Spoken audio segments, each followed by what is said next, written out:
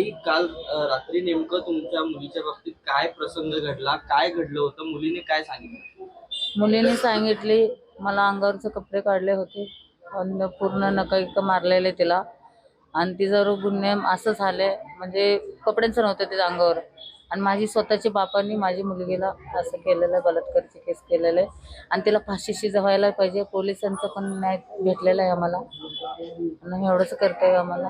जनताचं पण भेटली आणि परत पोलिसांचा पण आम्हाला सपोर्ट भेटले, जनताचं पण सपोर्ट आहे. काल हा आता संपूर्ण प्रकार घडला, त्यावेळेस तुम्ही नेमके कुठे होतात? मी नेमकी दुकानातलं कपड्यांचं दुकानात कामाला आहे आणि 9 वाजता माझी सुट्टी झाली. हे 9-9:30 वाजेपर्यंत घडलेलं. मी कामावरून आल्यानंतर हे घडलं.